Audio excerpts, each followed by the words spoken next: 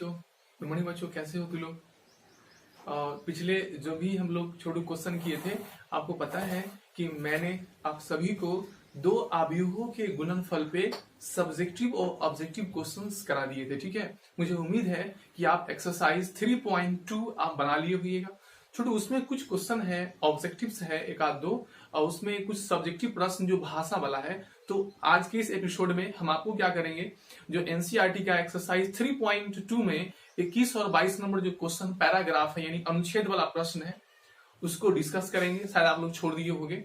उसके बाद उसमें एक बड़ा सा भाषा वाला प्रश्न है, उसको भी हम बनाएंगे, उस प्रश्न को कैसे बनाते हैं। और आज हम लोग इस टॉपिक को खत्म करके नया टॉपिक शुरू करेंगे, आव्यूह का ट्रांसपोज यानी ट्रांसपोज ऑफ ए मैट्रिक्स। ठीक है, तो जल्दी से हम इसको खत्म कर लेते हैं। ठीक है, तो फिर आगे बढ़ने देखो छोटू, आप जाओगे एनसीईआरटी में एक्सरसाइज 3.2 में, तो आप देखना 21 और क्या नंबर 22 नंबर प्रश्न। ठीक है, तो 21 नंबर 22 प्रश्न हम लिख दिए हैं, ताकि बहुत सारे बच्चे होंगे जिनके पास किताब सामने नहीं होगा, तो फिर क्वेश्चन कहां से करेंगे। तो मैंने क्वेश्चन को क्या किया है, अच्छे से लिख दिया है ताकि हमको समझाने में आसानी हो। ठीक है, तो देखो छोटू, यह पैराग्राफ टाइप का प्रश्न है। पैराग्राफ मतलब यह होता है कि आपको प्रश्न के बारे में डिटेल्स कुछ दे देगा, उसके बाद आपसे उससे प्रश्न पूछेगा। ठीक है, चलो छोटू ध्यान देना क्या कर रहा है, पहले पढ़ो इसको। कह रहा है, मान लीजिए कि एक्स वाई जेड डब्ल्यू तथा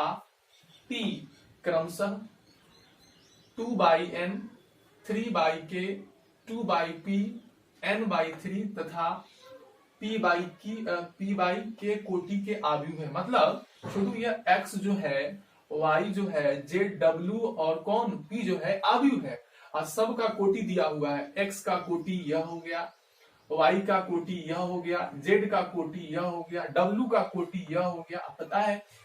उसके बाद p का कोटि यह हो गया। मतलब प्रश्न में इतना दिया है कि sir x y z w और p क्या है, आव्यूह है, और इसका जो x y z w जितना भी आव्यूह दिया हुआ है सबका कोटि दिया हुआ है।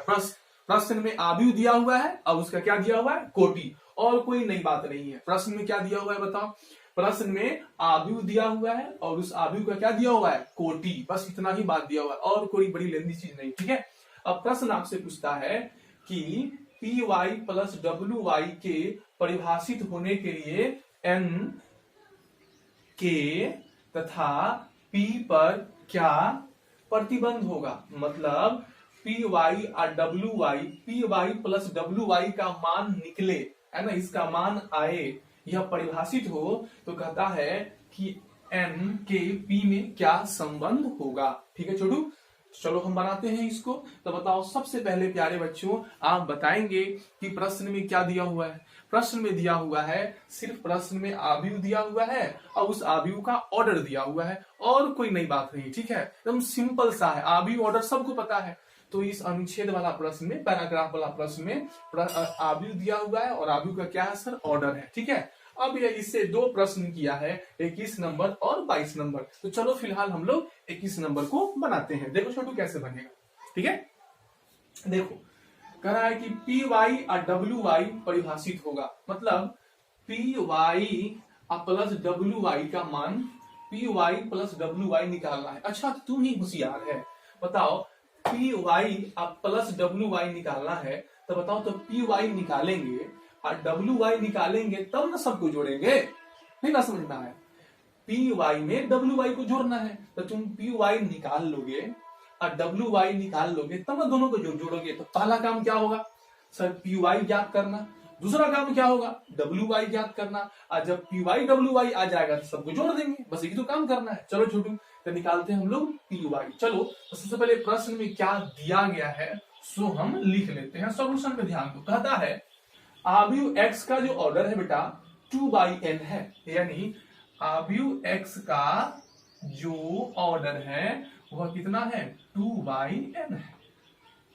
ओके, प्रश्न में दिया हुआ है y का ऑर्डर कितना है सर, y का जो ऑर्डर है बच्चों वह है 3/k, 3 क्या है k। ओके, z का ऑर्डर सर, z का जो ऑर्डर है वह दिया हुआ है 2/p। नहीं बात समझ आया। और डब्लू का जो ऑर्डर है प्यारे बच्चों, डब्लू का जो ऑर्डर है वह दिया हुआ है n/3। ओके, अच्छा अब p का ऑर्डर क्या दिया हुआ है, यह प्रश्न में दिया हुआ है, गिवन है। p का ऑर्डर क्या दिया हुआ है, p/k। बात समझ में आ गया, ठीक है।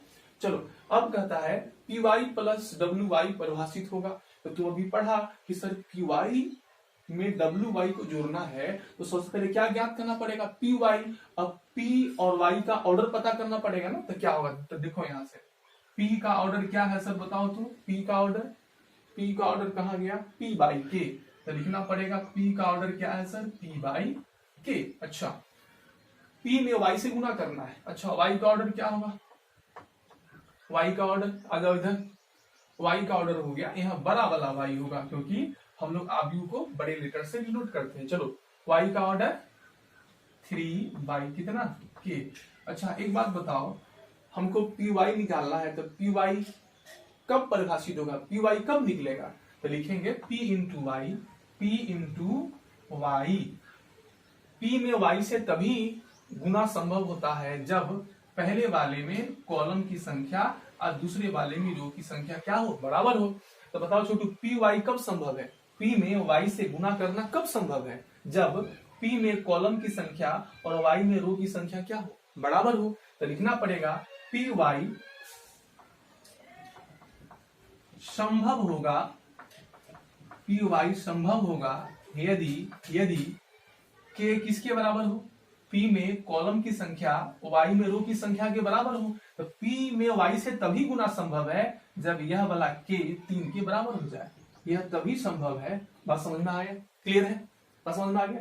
तो py तभी निकलेगा जब k का मान 3 के बराबर हो। अब तू लोग जानता है, बात समझ में आ गया, तो लोग ये बात जान गया अच्छे तरीके से। अब बताओ छोटू यहां से तुम बताना कि सर जब py संभव हो गया तो py का ऑर्डर क्या होगा। तो आप जानते हैं यह खत्म, p/k होगा ऑर्डर। तो py जो आव्यूह आएगा इसका ऑर्डर क्या हो जाएगा सर, p/k। क्या हो जाएगा सर, p/k। और जहां k का मान कितना है, 3 है। तो तुम ऐसा करो कि k का मान यहाँ क्या करो, 3 डाल दो। ओके, यह बात समझ में आ गया। तब आपको निकल गया कि py का ऑर्डर आ गया p/3। अब py कब संभव है, जब k का मान 3 होगा। अरे बात समझ में आ गया। तो ये तो पैराग्राफ आप लोग बढ़िया से क्या करना, ये तो किताब में दिया हुआ है, एनसीईआरटी का 21-22 नंबर प्रश्न है। तो तुम लोग पॉज करके यह जो पैराग्राफ है उतार लें, तो किताब में दिया हुआ है, ठीक है। चलो इसको हम मिटाते हैं। प्रश्न में इतना ही काम का चीज है, बस यही, ठीक है छोटू। चलो अब ध्यान दो, अब बताओ py तो संभव हो गया। अब py के बाद क्या निकालना है, wy। तो बताओ wy कब संभव होगा, तो लिखेगा यहाँ पे ऐसे, w का ऑर्डर क्या दिया हुआ है सर प्रश्न में, तो देखो यहाँ w का ऑर्डर दिया हुआ है n/3। w का ऑर्डर दिया हुआ है n/3। अच्छा सर y का ऑर्डर कितना दिया हुआ है, y का ऑर्डर दिया हुआ है यहाँ देखो 3/k, ठीक है। अब बताओ छोटू w इंटू वाई कब निकलेगा, w इंटू वाई संभव है, हाँ सर w इंटू वाई, इसमें कॉलम की संख्या रो की संख्या बराबर है, यानी wy क्या है, wy हमेशा संभव है, wy हमेशा संभव है। यहां से कोई प्रतिबंध नहीं आया, wy क्या है, हमेशा संभव है।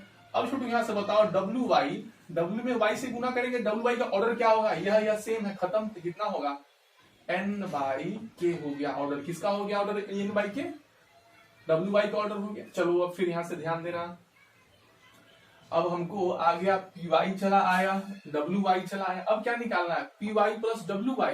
तो बताओ यहां से क्या लिखेंगे, py प्लस w। अच्छा ऐसा करो, p के बगल में लिख लो, py के बगल में इसका ऑर्डर कितना, p/3 प्लस wy के बगल में इसका लिख लो ऑर्डर कितना, n/k। अब बताओ py भी आ गया, wy भी आ गया, py प्लस wy संभव होगा, py प्लस wy संभव होगा। अब तुम होशियार बच्चा है तुम जानता है कि दो आव्यूह का योगफल तभी संभव होता है जब दोनों आव्यूह का ऑर्डर बराबर हो। क्या हो? दोनों आव्यूह का ऑर्डर बराबर हो। तो बताओ, तो यहाँ डब्ल्यू वाई के का मान कितना निकाले हैं? 3। तो यहाँ अगर हम 3 डाल देंगे तो इसका ऑर्डर क्या हो जाएगा? 3 हो जाएगा, है कि नहीं है? अब बताओ फिर, P Y plus W Y का योगफल तभी संभव है जब दोनों आव्यूह का ऑर्डर बराबर हो। तो कॉलम कॉलम बराबर है, रो रो के बराबर होना चाहिए, तो तभी संभव होगा जब, बोलो जल्दी से, जब इसमें रो की संख्या इसमें रो की संख्या के बराबर हो। यानी n बराबर कितना? p। कॉलम तो बराबर ही है। अब बताओ Chhotu, P Y plus W Y कब संभव है? पहला शर्त यहाँ आ गया कि सर के का मान 3 होना चाहिए, और दूसरा शर्त कहाँ आ गया? है ना, n बराबर p। तो आंसर क्या हो गया? तो इसका आंसर हो जाएगा k का मान 3 होना चाहिए, है ना, k का मान 3 होना चाहिए और n बराबर क्या होना चाहिए? p, तभी जाके संभव है। बात समझ में आ गया अच्छे से? थोड़ा प्रश्न था समझने लायक। तो छोटू, यह जो 21-22 नंबर प्रश्न है, यह पैराग्राफ वाला प्रश्न है। पैराग्राफ का मतलब यह होता है कि आपको प्रश्न के बारे में दे देगा, फिर उसे 3-4 क्वेश्चन करेगा, ठीक है। तो उसमें पहला प्रश्न था, बड़ा सिंपल प्रश्न था, आव्यूह का ऑर्डर दे दिया था और उससे प्रश्न किया था, बताओ भाई कब संभव होगा, ठीक है। तो आप लोग मास्टर हो कैसे। तो पी वाई तभी संभव है जब इसमें कॉलम की संख्या रो के बराबर, तो के बराबर 3 आ गया। डब्ल्यू वाई हमेशा संभव है क्योंकि इसमें कॉलम की संख्या रो की संख्या बराबर है हमेशा। और जब पी वाई आ गया, डब्ल्यू वाई आ गया, तो P Y plus W Y ज्ञात करेंगे। आप सब जानते हैं कि दो आव्यूह का जोड़ तभी संभव है जब दोनों का ऑर्डर बराबर हो। तो कॉलम कॉलम के बराबर है यानी रो रो के बराबर होना चाहिए, यानी दोनों शर्त से आ गया के बराबर 3, n बराबर कितना? p। क्या ये बात समझ में आ गया सबको? तो इसका आंसर बताओ तो क्या होगा? के बराबर 3 और p बराबर n। अरे भाई n बराबर p कहो या p बराबर n, बात एक ही है, ठीक है। अब छुट्टी चलो 22 नंबर प्रश्न पे, तो तुम लोग क्या करो, इसको उतार लो। अच्छा, समझ में आ गया ना? आगे बढ़े, चलो छोटू। तो उम्मीद करते हैं कि आप इसको अच्छे से उतार लो, है ना, इसको रोक के उतार लेना। अब हम प्रश्न नंबर 22 पे आते हैं, ठीक है। इसके बाद हम लोग प्रश्न करेंगे भाषा वाला प्रश्न। आव्यूह का जो भाषा वाला प्रश्न होता है उसी को करेंगे, ठीक है। ये डाटा को रखेंगे हम लोग भी। चलो ध्यान देना। अब क्वेश्चन नंबर 22 का सॉल्यूशन क्या होगा, देखो समझो तुम लोग। कहता है पी एन के बराबर है, मतलब एन पी के बराबर है। एक चीज दिया हुआ है सर, दिया हुआ यह है कि एन बराबर क्या है? पी है। मतलब जहां पी है वहां, जहां एन है वहां पी रख सकते हैं, जहां पी है वहां एन रख सकते हैं, दोनों बात बराबर है। अब कहता है कि 7x माइनस 5z की कोटि है। अब 7x माइनस 5z की कोटि क्या होगा? बाकी बात सब डाटा यहाँ दिया हुआ है, x का कोटि इतना है, z कोटि इतना है, तो बताइए इसका कोटि क्या होगा। अच्छा देखो, यहाँ आव्यूह x में किससे गुना है? 7 से। तो तुम लोग सोच रहा होगा कि आव्यूह में किसी नंबर को गुना करने से तुम लोग को पता होगा ऑर्डर बदलता है, नहीं बदलता है। कैसे? तो देखो यहाँ, अगर मेरे पास 2/2 कोटि का आव्यूह है और इसमें हम 2 से गुना करेंगे तो क्या इसका ऑर्डर बदलेगा? नहीं। यह हो जाएगा 4, यह हो जाएगा 8, यह 2, कितना 4। क्या देखा, यह अगर आव्यूह 2/2 कोटि का है तो बगल से कोई संख्या गुना करने पर भी कोटि 2/2 ही रहा। इसका मतलब है कि सर किसी भी आव्यूह के बगल में कोई संख्या यदि गुना है तो उस आव्यूह का जो ऑर्डर है वो नहीं बदलता। x का जो ऑर्डर होगा वही 7x का ऑर्डर होगा। जैसे समझो, यहाँ अगर इस आव्यूह का ऑर्डर 2/2 है तो 2 से गुना करने पर भी ऑर्डर क्या है? 2/2 ही रहेगा। इसका मतलब यह आव्यूह का जो ऑर्डर है कोई संख्या गुना करने के बाद भी ऑर्डर वही रहेगा। तो बताओ तो 7x का ऑर्डर क्या होगा? जो x का ऑर्डर है। 5z का ऑर्डर क्या होगा? जो z का ऑर्डर है। हर बात समझ में? चलो अब यहाँ ध्यान देना। अब हम लिखते हैं प्रश्न को। तो बताओ छोटू, 7x। अब बताओ 7x का ऑर्डर क्या होगा सर? जो x का ऑर्डर होगा, x का ऑर्डर क्या है? 2/n। कितना है सर? 2/n है। अच्छा घटाना है 5z का ऑर्डर क्या होगा बच्चों? अरे भाई जो z का ऑर्डर होगा अभी बताए थे आपको, किसी आव्यूह में किसी संख्या से गुना करने पर ऑर्डर में कोई फर्क नहीं पड़ता। जो z का ऑर्डर है वही 5z का होगा। z का ऑर्डर कहाँ गया? z का ऑर्डर 2 कितना बाई p। अब प्रश्न में क्या दिया हुआ? प्रश्न में कह रहा है कि n p के बराबर है, तब दो बातें कर सकते हो। इस p के जगह पे n डाल सकते हो, या नहीं तो इस n के जगह पे देखो ना, n के जगह पे p डाल सकते हो या p के जगह पे n। तो हम करते हैं ऐसा कि p की जगह पे क्या डाल देते हैं, p या n बराबर है, p के स्थान पे क्या डाल देंगे, n। तो बताओ छोटू, जब इसके स्थान पर यह डालेंगे तो क्या नजर आएगा, यह 7x का ऑर्डर हो गया, 7x का ऑर्डर हो गया 2/n माइनस 5z का ऑर्डर हो गया 2/n। अब आपको पता है दो आव्यूह का ऑर्डर समान रहता है, तभी जोड़ते हैं तभी घटाते हैं। क्या दो आव्यूह को जोड़ने से उसका ऑर्डर बदलता है या घटाने से? नहीं बदलता है। तो बताओ, तो इसमें से जो आव्यूह को घटाएंगे तो उसका भी ऑर्डर क्या होगा, उसका भी ऑर्डर 2/n होगा। क्या होगा, 2/n। ठीक है, तो अभी हमने क्या किया था, p के जगह पे क्या डाले थे, n डाले थे, तो 2/n आया। ऐसा भी तो कर सकते हैं कि इस n के जगह पर p डाल सकते हैं। तो बताओ, तो ऐसा भी तो हो सकता है कि सर 7x, अच्छा 2/n के जगह पे p डाल दो, है ना, माइनस 5z और 2 कितना p। पहले बार में क्या किए थे, p के स्थान पर n डाले थे, अब n के स्थान पर p डाल रहे हैं। अब बताओ, दोनों आव्यूह का ऑर्डर सेम है तो घटाएंगे तो सेम ऑर्डर का आव्यूह आएगा, 2/p आएगा, है ना। अच्छा, यह दोनों बात सेम है, कैसे, जब p n के बराबर है तो 2/n लिखे या n/p, तो बात तो एक ही है। तो बताओ, तो ऑप्शन में कौन सा दिया है, ऑप्शन में कौन सा दिया है, 2/n दिया है कि 2/p दिया है, 2/n दिया है। अगर 2/p देता फिर भी इसका उत्तर होता है कि नहीं। तो यह प्रश्न तुम लोग समझ गए, ठीक है, इसको पॉज कर दिए, ठीक है। तो तुम लोग इसको बढ़िया से उतार लो, हम फिर साफ करके आगे बढ़ेंगे, ठीक है। तो पिछला तुम लोग सब उतार लिया। अब देखो, अब आपको बताए थे, अब हम कुछ ऐसे प्रश्न करेंगे, बड़ा बड़ा भाषा में प्रश्न आएगा, तो कैसे बनाएंगे। देखो यहाँ क्या लिखे, हेडिंग क्या बनाए, आव्यूह के अनुप्रयोग पर आधारित प्रश्न। मतलब कुछ कुछ आव्यूह के अनुप्रयोग पर बड़ा बड़ा भाषा वाला प्रश्न होगा, तो उसको हम लोग कैसे बनाएंगे। अच्छा, पता है जब भी बच्चा को ना इस तरह के भाषा वाला प्रश्न आता है उसको बड़ा डर लगता है, कैसे बनेगा सर, नहीं तो आपको बताते हैं, बड़ा मजा आएगा, बहुत सबसे आसान आपको यही लगेगा। अब परीक्षा में जब भी भाषा वाला प्रश्न आए तो मुझे उम्मीद है कि आप सबसे पहले यही प्रश्न बनाना, एकदम तीसरा क्लास के प्रश्न को यहाँ दिया हुआ है और उसको भाषा में बदलना है। तू देखना, तुम्हारे बगल में कोई तुम्हारा भाई दूसरा तीसरा क्लास का होगा तो ये प्रश्न को बना देगा, कैसे, देखो ना, थोड़ा सा अंतर है, समझो यहाँ। अरे छोटे तुम लोग पढ़ा है कि एक आदमी 8 दर्जन आम, याद आया कुछ, 10 दर्जन सेब तथा 4 दर्जन अमरूद खरीदता है। कोई आदमी है जो कितना दर्जन आम खरीदता है, 8 दर्जन आम कीनता है, 10 दर्जन सेब खरीदता है और 4 दर्जन अमरूद खरीदता है। तो आम का भाव 18 रुपए प्रति दर्जन, मतलब एक दर्जन आम का दाम 18 रुपया। समझ में आया।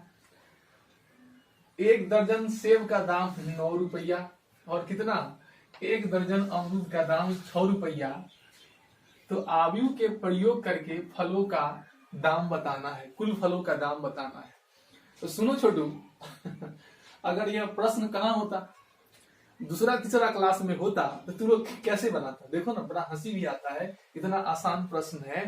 पहले तो इसको बनाते हैं दूसरा तीसरा क्लास से, कैसे, तो सबको पता है, सर जी आम का भाव 18 रुपए प्रति दर्जन। अब बनाते हैं तीसरा क्लास थर्ड जैसा, तब हम बनाएंगे इंटर जैसा, क्लास थर्ड जैसा, ठीक है। देखो यहाँ समझो एकदम बिल्कुल, एक दर्जन आम का दाम कितना है, 18 रुपया। तो बताओ तो, एक दर्जन आम का दाम है 18 रुपया, इसीलिए क्या दर्जन आम, छोटू अरे 10 दर्जन आम है, नहीं सॉरी 8 दर्जन आम है। तो बताओ तो 8 दर्जन आम का दाम कितना होगा, तो एक का दाम 18 रुपया, एक दर्जन आम का दाम 18 रुपया।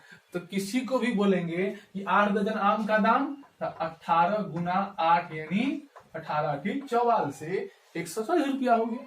और टोटल फल का दाम ज्ञात करना है, तो आम के बाद सेब है, तो पता है छोटू सेब का दाम कितना है, सेब 9 रुपया प्रति दर्जन। मतलब सेब जो है, एक दर्जन सेब का दाम कितना है, 9 रुपया। तो क्या दर्जन सेब खरीदता है, 10 दर्जन, 10 दर्जन सेब का दाम हो गया 9 गुना 10 कितना, 90 रुपया। और उसके बाद एक दर्जन अमरूद का दाम है। अब अमरूद खरीद रहा है, क्या खरीद रहा है, अमरूद।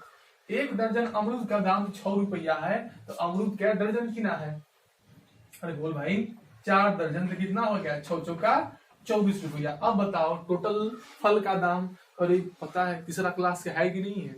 एक दर्जन आम का दाम दे दिया तो पूछता है 18 दर्जन आम, 8 दर्जन आम का दाम क्या होगा? तो 140 रुपया। एक दर्जन सेब का दाम 9 रुपया, तो 10 दर्जन का 90 रुपया। और टोटल का दाम, तो टोटल को जोड़ देंगे। अरे भाई तो एकदम बिल्कुल ही दूसरा क्लास का प्रश्न है, कोनो बच्चा ही बता देगा। लेकिन सर यह प्रश्न यहाँ आया कैसे? तो छोटू यहाँ लिखा हुआ है कि यह प्रश्न को एक एक नियम से नहीं बनाओ, तीसरा क्लास के तरीके से नहीं बनाना है। किस तरीके से बनाना है? तो लिखा हुआ है तो आव्यूह का प्रयोग करके फलों का दाम निकालना है। एक एक नियम का प्रयोग करके नहीं निकालना है। बात समझ में आए? तो लोग सुन रहा है कि नहीं सुन रहा? सो गया सब। देखो यहाँ look on the board, be careful. देखो छोटू, अभी तूने प्रश्न को कैसे बनाया? एक एक नियम से बनाया, दूसरा तरीके से आप बनाए। लेकिन अब क्या करना है? प्रश्न को बनाना है आव्यूह के तरीके से। तो जब भी भाषा वाला प्रश्न आए, उसको मैंने पहले ही आपको बता दिया कि आव्यूह के तरीके से बनाने का तरीका आपको बताएं कि जब भी भाषा वाला प्रश्न को आव्यूह मेथड से बनाना हो, आव्यूह विधि से बनाना हो, तो वस्तु के दाम, वस्तु की जो संख्या है, वस्तु की जो संख्या है उसको हमेशा कहाँ रखना है? रो में यानी पंक्ति में। और उसके दाम को कहाँ रखना है? हमेशा कॉलम में। और जब भी कुल दाम ज्ञात करना है तो दोनों को गुना करो। ठीक है, अब बताओ यहाँ समझो। फलों के एक भाषा हम बता दे रहे हैं। इसी प्रकार से जितना भी प्रश्न आएगा ऐसे ही 2 लाइन होगा, आंसर आ जाएगा। देखो, फलों के संख्याओं को पंक्ति आव्यूह ए द्वारा व्यक्त किया, यानी फलों की जो संख्या होगी उसको हम पंक्ति आव्यूह ए द्वारा व्यक्त किया। अभी आपको बताएं यहाँ पे वस्तु का काम कौन कर रहा है? फल कर रहा है, फल कर रहा है। जैसे सेब है, आम है, अमरूद है, यह कर रहा है। कहीं कहीं पे इस वस्तु के जगह पर प्यारे बच्चे किताब भी हो सकता है, फिजिक्स केमिस्ट्री मैथ भी हो सकता है। अभी उसी प्रश्न पे हम लोग आएंगे इसके बाद। चलो, तो वस्तु के संख्याओं को हमेशा कहाँ रखें? रो में रखें। चलो, उसके दाम को कहाँ रखें? कॉलम में। तो भाषा क्या लिखेगा? फलों के संख्याओं को पंक्ति आव्यूह ए द्वारा व्यक्त किया। अब पता है छोटू, अगर यहाँ किताब होता, तो अगर यहाँ किताब होता, आम इमली के जगह पे अगर वस्तु होता, किताब होता कोई, तो क्या भाषा लिखते हैं? तो पुस्तकों के संख्याओं को पंक्ति आव्यूह ए द्वारा व्यक्त किया। अगर किताब होता तो बात समझ में आ गया ना ऐसा। और कपड़ा होता है, यहाँ कपड़ा आदमी कोई कीनता तब, तो क्या लिखता? कपड़ों के संख्याओं को पंक्ति आव्यूह ए द्वारा व्यक्त किया। मतलब बात समझ में आ गया ना इस प्रकार से। चलो, अब यहाँ ध्यान देना। तो यह हो गया फलों की संख्याओं को पंक्ति आव्यूह ए द्वारा व्यक्त किया। फलों के दाम को कौन सा अभी बताया था ना, दाम को हमेशा रखना है कॉलम में। तो ये कॉलम में आ गया। और टोटल दाम ज्ञात करना है तो दोनों को क्या करना पड़ेगा? गुना। तो फलों का कुल दाम बराबर है ए इंटू बी। अब यहाँ ए का मान डाल दो, बी का मान डाल दो। अब बस रो बाई कॉलम गुना करने आता है ना जी। Row by column 8 into 18 plus 10 into 9 plus 6 into 4, यानी जोड़ देंगे तो कितना आ गया? 258। अतः फलों का कुल दाम बराबर है 258 रुपया। आ गया बात समझ में? समझा? तो जब भी तीसरा चौथा वाला प्रश्न दे दे, आप कह दे कि भाई इस प्रश्न को आव्यूह विधि से बनाओ, तो कैसे बनाओगे? वस्तु के संख्याओं को हमेशा रो में और उसके दाम को हमेशा कॉलम में। अब कुल दाम ज्ञात करना होगा तो गुना कर देना। ठीक है। अब जैसे तुम लोग मार्केट में अभी लॉकडाउन चल रहा है, जाएगा ढेर सारा सामान किन के तो ले ही जाता है सब, है कि नहीं? अगर फल किनना हो, अगर आप बहुत सारे फल किन लिए, अब आप उसको बोलिएगा कि इसका आव्यूह विधि से दाम जोड़ के बताओ, तो उसको जोड़ आता तो है नहीं। तो दाम जब जोड़ के बताएगा तब पैसा देंगे, उसको जोड़ने आता है नहीं, कहाँ से पैसा दे पाओगे? उसको तो पिटबो करेगा आपको, है कि नहीं? तो जैसे जोड़ने आता है वैसे जोड़ना। ठीक है। तो चलो इसको बढ़िया से तुम लोग क्या करो, उतार लो। एक और क्वेश्चन कराते हैं जहाँ पे यहाँ पे क्या रहेगा? किताब रहेगा। तो यहाँ पे क्या लिखेगा? किताबों के संख्याओं को पंक्ति आव्यूह, किताब के दाम को फिर बन जाएगा। तो इसको पॉज कर दीजिए। तुम लोग भी क्या करो, पॉज करके इसको उतारो बढ़िया से। चलो छोड़ू, शुरू वाला प्रश्न तो उतार लिया ना, आम अमरूद सेब किन रहे थे। देखो अब वह प्रश्न कह रहा है, अब कहे थे जहां आम अमरूद था वहां पे क्या आ गया? रसायन विज्ञान का मतलब, अरे अच्छा, रसायन विज्ञान मतलब केमिस्ट्री का होता है, भौतिक विज्ञान मतलब फिजिक्स का बुक, और अर्थशास्त्र मतलब इकोनॉमिक्स का बुक। अच्छा, मैथ ही नहीं है ना, अर्थशास्त्र आ गया। चलो देखो, पता है कि किसी स्कूल की पुस्तकों की दुकान में स्कूल लोग देखता होगा कि ढेर सारे बच्चे, तुम्हारे भाई बहन स्कूल में पढ़ता होगा, तो स्कूल का क्या होता है कि एक बुक आता है। बुक कहाँ मिलेगा? जो दुकान बोलेगा वहीं मिलेगा। तो उस दुकान में जब हम सामान किनने गए, बुक किनने गए, तो 10 दर्जन किसका बुक है? रसायन विज्ञान यानी केमिस्ट्री का बुक है, और 8 दर्जन फिजिक्स का बुक है, और 10 दर्जन इकोनॉमिक्स यानी अर्थशास्त्र का बुक है। ठीक है। तो कहता है इन पुस्तकों का विक्रय मूल्य, मतलब उन पुस्तकों का जो दाम है इतना में वो बेचेगा, तो कितना है यहाँ पे? 80 है शायद। 80। ठीक है। देखो, तो कह रहा है कि आपका 10 दर्जन किसका किताब है? केमिस्ट्री का। 8 दर्जन किसका है? फिजिक्स का। और 10 दर्जन किसका है? इकोनॉमिक्स का। है कि नहीं? हम कह रहा है कि 80 रुपया, 60 रुपया और 40 रुपया प्रति पुस्तक है। ओ अच्छा, मतलब एगो केमिस्ट्री का किताब किनेंगे तो उसका दाम 80 रुपया। बड़ा महंगा है ना? चलो, अब 1 दर्जन नहीं, प्रति पुस्तक है। समझ में आया? अच्छा, ये जो पुस्तक की संख्या दिया हुआ है ना बेटा, वो दर्जन के हिसाब से है। अब पुस्तक का जो दाम दिया हुआ है वो प्रति पुस्तक के हिसाब से है। समझ में आया? तो हमको क्या करना पड़ेगा? दाम दिया है प्रति पुस्तक के हिसाब से, तो दर्जन को भी बदलना पड़ेगा प्रति पुस्तक में, तब ना गुना करेगा तो आंसर आएगा। कि 1 दर्जन का दाम थोड़े है 80 रुपया, एक केमिस्ट्री किताब का दाम है 80 रुपया। ठीक है। उसी प्रकार से एक फिजिक्स का बुक का दाम कितना है? 60 रुपया, और एक इकोनॉमिक्स यानी अर्थशास्त्र की किताब का दाम कितना? 40 रुपया। तो आपको बताना है कि वह दुकानदार एक केमिस्ट्री का जो किताब है 80 रुपया में बेचेगा, एगो फिजिक्स का 60 रुपया में, एगो अर्थशास्त्र का 40 रुपया में, तो टोटल किताब बेच देगा तो उसके पास कितना पैसा होगा? है कि नहीं? तो बताओ, वस्तु के रूप में क्या दिया हुआ है? किताब दिया हुआ है। तो भाषा में क्या लिखेंगे? पुस्तकों की संख्या को पंक्ति आव्यू ए द्वारा व्यक्त किया। अब यही तो सुनना है कि छोटू यहाँ जो दाम दिया है ना बेटा, यह जो दाम दिया है यह प्रति पुस्तक के हिसाब से दिया है। अच्छा, जो पुस्तकों की संख्या दिया है दर्जन के हिसाब से दिया है, तो हम क्या करेंगे? यह दर्जन को प्रति पुस्तक में बदल लेंगे। कैसे? तो 1 दर्जन में 12 गो किताब होता है, तो 10 दर्जन में क्या हो गया? 120 गो। बात समझ में आया? तो इस दर्जन को बदल लेंगे प्रति पुस्तक के हिसाब से, क्योंकि दाम भी दिया हुआ है प्रति पुस्तक के हिसाब से। कितना बच्चा ऐसे भी करता है? कैसे? सर, किताब की संख्या दिया हुआ है दर्जन के हिसाब से, तो वह दाम भी लिख लेगा दर्जन के हिसाब से। कैसे? तो एक पुस्तक का दाम 80 रुपया, तो 1 दर्जन का दाम 12 के 96, 960 रुपया, है ना? तो यह दोनों सेम चीज में नहीं है, यह प्रति पुस्तक में है तो ये दर्जन में है। तो आपको क्या करना है?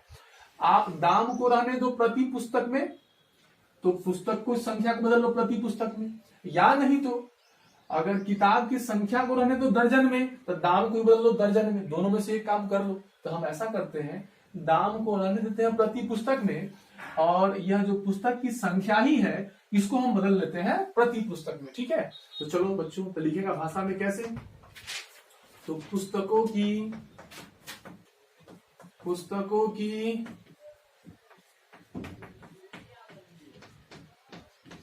संख्याओं को पंक्ति आव्यूह, कौन सा आव्यूह?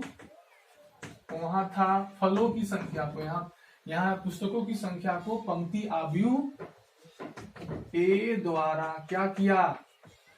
ए द्वारा व्यक्त किया। ए द्वारा व्यक्त किया।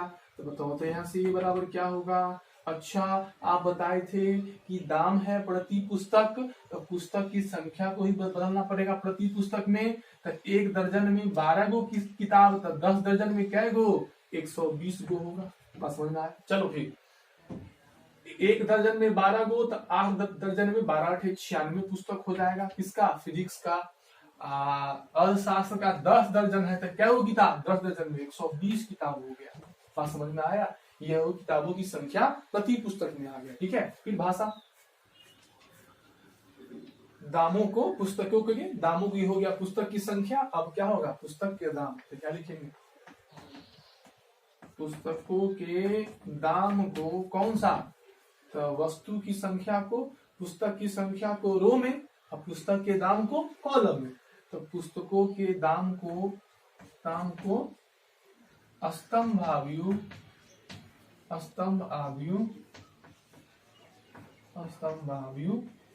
बी द्वारा क्या किया, बी द्वारा व्यक्त किया, है ना। अब बताओ यहां से बी बराबर क्या होगा, ढोलू। ध्यान दो, देखो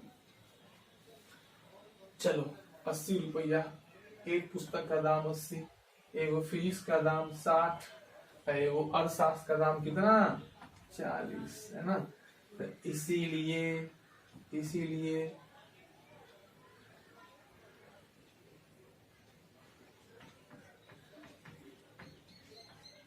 पुस्तकों का कुल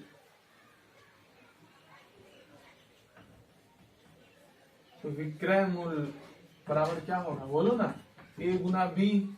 अब चलो यहां से ए आव्यू लिखो, ए आव्यू यह है 120, 96, 120, इसमें बी से गुना करो, बी कितना है 80 है, 60 है और 40 है। सुनो यहाँ, तुम लोग गुना करोगे, मतलब आया, गुना कर लेना। यहाँ पर कुछ अल्फा आएगा, यहाँ अल्फा आएगा तो अतः क्या लिखेगा, अतः पुस्तकों का कुल, यहाँ पे कोई ना कोई नंबर आएगा, ठीक है। पुस्तकों का कुल विक्रय मूल्य बराबर क्या होगा, विक्रय मूल्य बराबर जो आएगा, यहाँ alpha beta gamma helicopter Dholu Golu Molu यहाँ अपना डाल लेना, ठीक है। बात समझ में आ गई, इतना रुपया हो जाएगा, बात समझ में आ गई। तो हमेशा तो वही मेथड लगा रहे हैं, पुस्तकों के दाम, वहां फलों की संख्या को रो में डाल रहे थे, यहाँ पुस्तकों के संख्या को रो में डाल रहे हैं, फलों के दाम को कॉलम में, पुस्तकों के दाम को कॉलम में। तो हमेशा याद रखना, वस्तु की संख्या को रो में और उसके दाम को कॉलम में बना लोगे, उतार लो इसको। और चलो छोटू, तो ये भाषा वाला तीसरा प्रश्न जो कि एनसीईआरटी का एक्सरसाइज 3.2 का क्वेश्चन नंबर 19 है। यह प्रश्न हमको लगता है तू लोग नहीं बनाया होगा, है कि नहीं, क्योंकि सब व्यस्त है व्हाट्सएप चलाने पे, फेसबुक चलाने पे, यूट्यूब चलाने पे, है कि नहीं। तो देखो कैसे बनेगा, है कि नहीं। अभी लॉकडाउन के अंदर छोटू जो बच्चा मेहनत करके आगे बढ़ जाएगा ना, वही अभी सफल होगा, है कि नहीं। अधिकांश जनरली सारे बच्चे यही काम ही कर रहे हैं अभी, कि इधर उधर घूम के समय पास कर रहा है, लेकिन इसी में से जिसको अच्छा करना होगा उसका सबके जैसा मेंटलिटी नहीं होगा, कुछ अलग होगा। तो आपका ही मेंटलिटी कुछ अलग हो, है ना, दुरुस्त रहो, अब पढ़ाई करो, समझ गया। देखो अभी भाषा वाला प्रश्न है, तो एक बड़ा सा प्रश्न है, देखो समझाते हैं इसको, फिर इसको एग्जाम्पल से समझाएंगे, थोड़ा समय लेके समझाएंगे, ठीक है। देखो किसी व्यापार संघ के पास, अब खाली पढ़ेंगे तो प्रश्न समझ में नहीं आएगा, एग्जाम्पल लेके बताएंगे तो भी समझ में आएगा। बताए किसी व्यापार संघ के पास 30,000 रुपया है, कोई है व्यापार कमेटी है कहीं पे, उसके पास 30,000 रुपया है। कहता है जिसे दो विभिन्न प्रकार के बॉन्डों में निवेशित करना है, जिसको दो प्रकार के बॉन्ड हैं जिसमें उसको क्या करना है, खर्च करना है। प्रथम बॉन्ड पर 5% ब्याज मिलता है। अगर प्रथम बॉन्ड में पैसा खर्च करेगा, जितना लगाएगा उसका 5% क्या मिलेगा, उसको ब्याज मिलेगा। और द्वितीय बॉन्ड पर कितना ब्याज मिलेगा, 7% ब्याज मिलेगा। कहता है आव्यूह गुणन के प्रयोग द्वारा निर्धारित कीजिए कि 30,000 रुपए को किस प्रकार बांटे, 2 प्रकार बांटे कि उसको जो वार्षिक ब्याज मिले वह 1800 मिले, है ना, तब कितना कितना पैसा बांटेगा, और 2000 मिले तब कितना कितना पैसा बांटेगा। मिला जुला के प्रश्न ऐसा है कि कोई एक आदमी है जिसको 30,000 रुपया है, उसको 2 आदमी को पैसा देना है। बॉन्ड का मतलब समझ लो, 2 आदमी को पैसा देना है। तो 30,000 में से दोनों आदमी को पैसा देना है। प्रथम आदमी को जो पैसा देगा उस पर वह ब्याज देगा कितना परसेंट, 5%। और दूसरा वाला जो आदमी को पैसा देगा वह ब्याज देगा कितना, 7%, है ना। अब उस आदमी को ब्याज 1800 रुपया कमाना हो, तब प्रथम आदमी को और दूसरे वाले आदमी को वह कितना कितना ब्याज, कितना कितना पैसा देगा, कि उसका ब्याज 1800 रुपया वो पहुंचाने आएगा, है ना। फिर कह रहा है लालची आदमी है, अब कहता है नहीं 2000 ब्याज चाहिए। अब 30,000 रुपया में से 5% वाला को और 7% वाला दोनों व्यक्ति को कितना कितना पैसा दे ताकि उसको ब्याज जो आए दोनों से वह कितना हो, 2000 रुपया हो। तो इसमें दो प्रश्न है। प्रथम प्रश्न कहता है कि 1800 रुपया ब्याज पाने के लिए उसको कितना कितना पैसा देना पड़ेगा दोनों बॉन्ड में, यानी दोनों व्यक्ति को। और फिर कह रहा है इसी प्रश्न में कि फिर अलग है कि वह 30,000 रुपया में से इस दोनों आदमी को कितना कितना पैसा दे कि उसका ब्याज कितना है, 2000 रुपया है। तो बात समझ में आया? नहीं समझ में आया?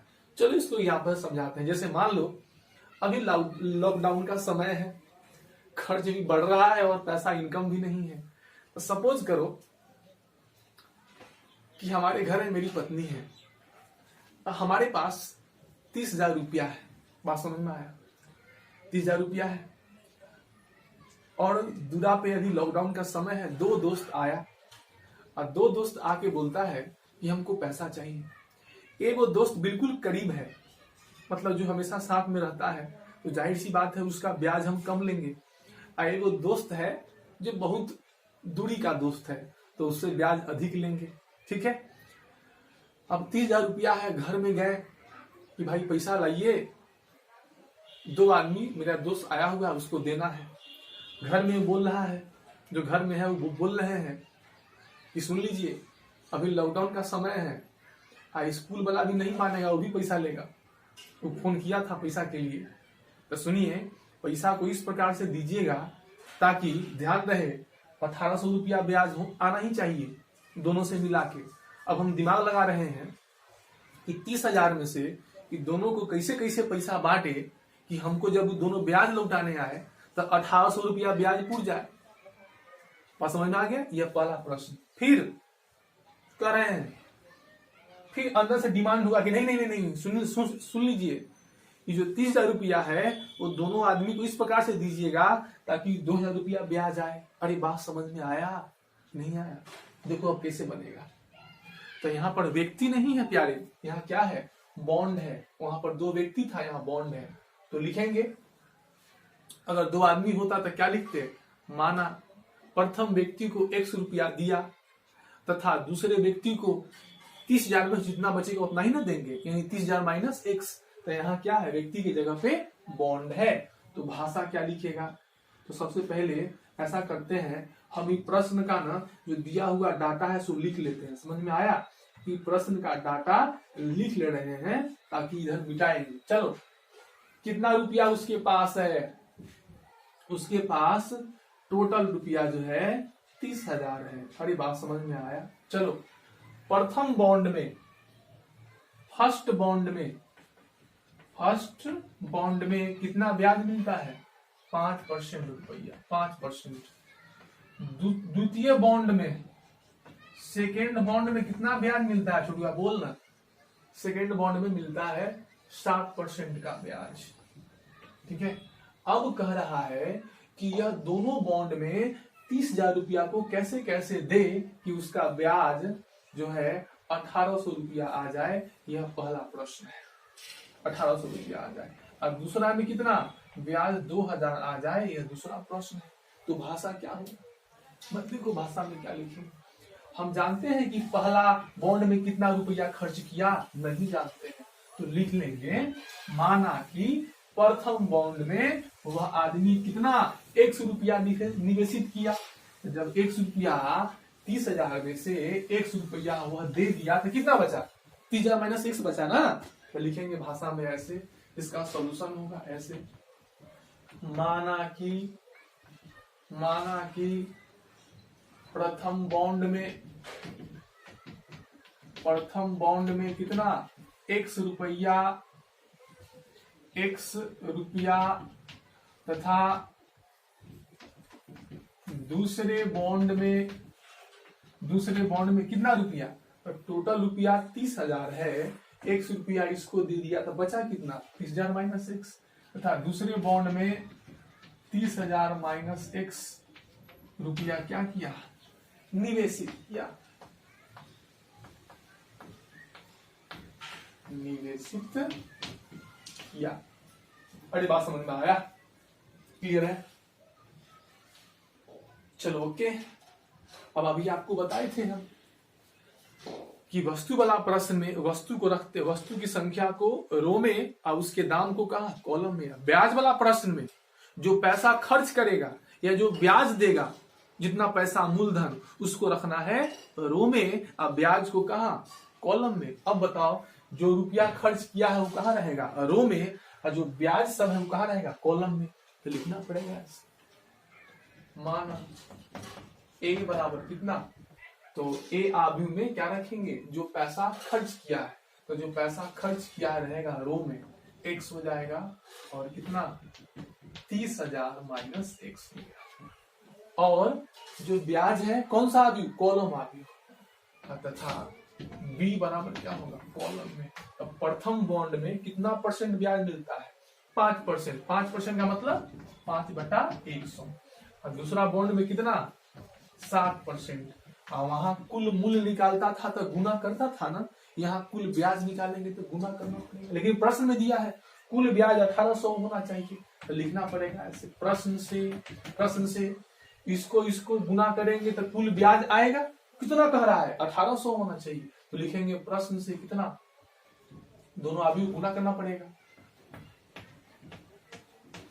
30,000 x कितना इतना, दोनों को गुना करेंगे तो क्या आ जाएगा टोटल ब्याज। और टोटल ब्याज कितना कर रहा है 1800 चाहिए, तो यहाँ हो जाएगा कितना 1800।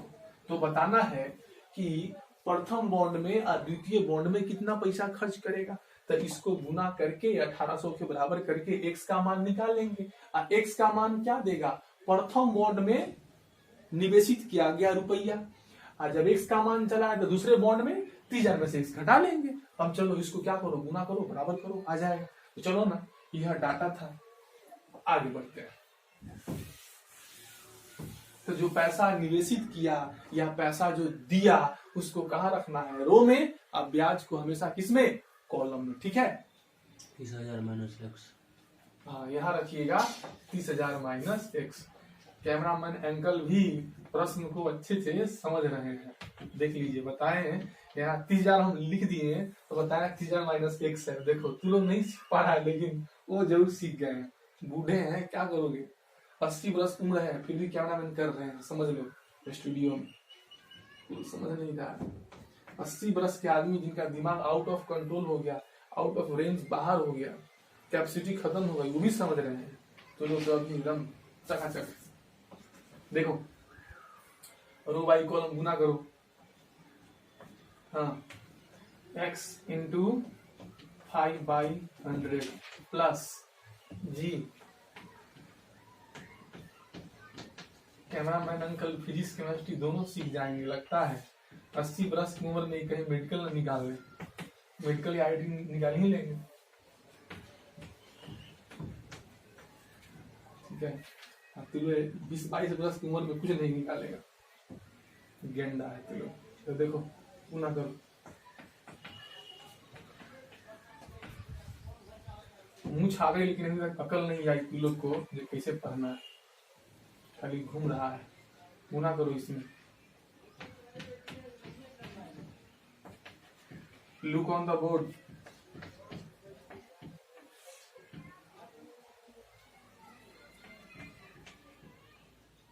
ऐसा करो ना, इसका एलसीएम सेम है, थोड़ा छोटा कर लेते हैं। ठीक है, तुम लोग को गंडा कहते कहते ना मेरा ध्यान इधर उधर चला गया। देखो एलसीएम लेके इसको छोटा कर लेते हैं। ठीक, 100 है, 100 यहाँ क्या हो जाएगा 5x प्लस यहाँ 21, अंदर में गुना कर लो 21। ठीक है, अब माइनस कितना हो जाएगा 7x। अच्छा कितना बताओ, अभी दोनों अभी बराबर है, बराबर है तो क्या होगा सुनो ना, कि -7x प्लस 5x -2x हो गया, अब प्लस आ गया बटा 100 बराबर आ गया। पीछा गुना कर दो ना, पीछा क्या करो, गुना करो। चलो यहाँ क्या हो गया,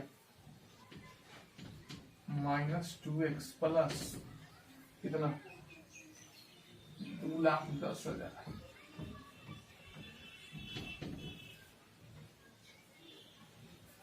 बराबर कितना है 1,80,000। ओके अब बताओ यहां से -2x बराबर 1,80,000 में से घटाएंगे 2,10,000, कितना बचेगा, -2x बराबर बचेगा -30,000, है ना। इससे ही खत्म। x बराबर है 30,000 बटा 2, कितना 15,000 पता चला। चलो यहां से क्या निकल गया कि वह आदमी प्रथम बॉन्ड में x रुपया निवेशित करेगा। x का मतलब कितना आया 15, तो द्वितीय बॉन्ड में कितना 30,000 माइनस x, यानी 30,000 में से 15,000 घटाओ यानी कितना 15,000। तो यहां से क्या पता चला, तो लिखना पड़ेगा अतः प्रथम बॉन्ड में 15,000 तथा दूसरे बॉन्ड में भी 15,000 रुपया क्या किया, रुपया निवेशित किया। समझ में आ गया, क्लियर है। इसी प्रकार से बात समझ में आया, यानी वह व्यक्ति 1,800 रुपया का ब्याज कमाने के लिए प्रथम बॉन्ड में x रुपया, x का मान कितना आया 15,000, और द्वितीय बॉन्ड में कितना 30,000 माइनस x का मतलब कितना 15,000, यानी प्रथम बॉन्ड में भी 15,000 रुपया इन्वेस्ट करेगा, निवेशित करेगा, और दूसरे बॉन्ड में भी 15,000 रुपया निवेशित करेगा, तब जाके उसको 1,800 रुपया ब्याज मिलेगा। अरे बात समझ में आया। चलो इसको उतारो, सुनो ना। और दूसरा प्रश्न क्या है, कुछ नहीं है, सब कुछ ऐसे ही होगा, खाली उसको ब्याज कितना चाहिए 1,800, तो इसमें इससे गुना करेंगे तो टोटल ब्याज कितना चाहिए उसको 2,000, तो यहाँ 2,000 कर देना। अगर उसको ब्याज 3,000 चाहिए तो इसको गुना करने से ब्याज आता है, यहाँ क्या लिख देना 3,000। बात समझ में आया, क्लियर है। तो दूसरा वाला प्रश्न में ब्याज कितना चाहिए, बोलो 2,000, तो खाली जहाँ 1,800 वहां क्या करेगा 2,000 कर देगा, ठीक है। अगर उसको ब्याज 2,500 चाहिए तब, तो इसको गुना करने से टोटल ब्याज आ जाएगा, कितना चाहिए 2,500, यहाँ 2,500 कर देना, मतलब जितना नया ब्याज चाहिए उसको 1,800 के जगह बदलते जाना। बात समझ में आया, x का मान आते जाएगा, ठीक है। तो चलो इसको उतारो और दूसरा प्रश्न को जरा हम देख लेते हैं। इसको रोक के उतारो, पॉज करो मोबाइल, ध्यान कहाँ है, उतारो, ठीक है। और दूसरा प्रश्न कैसे होगा, दूसरा प्रश्न यहाँ से होगा, इसको मिटाते हैं। दूसरा प्रश्न जो है यहाँ से होगा इसे। अब दूसरा इसका सेकेंड पार्ट के लिए लिखेंगे फिर किससे, प्रश्न से, फिर प्रश्न से, क्या प्रश्न से, तो उसको अब ब्याज कितना चाहिए 2,000, है ना। यहाँ भी क्या लिखोगे 2,000, यहाँ भी क्या लिखोगे 2,000। अब ब्याज अगर 2,500 चाहिए तब, तो यहाँ क्या लिखोगे 2,500। अरे समझ में आया, यहाँ भी कितना 2,000, इधर भी बच्चों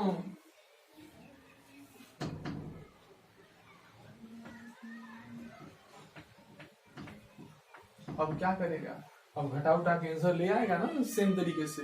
बोलो यस सर, चलो बना के लाना, रोक दीजिए। समझ में आया, अब चलो नया शुरू करते हैं। चलिए ओके, ठीक है। छोटू दत्तुल्लू क्या किया, पीछे का सब उतार लिया अच्छे से।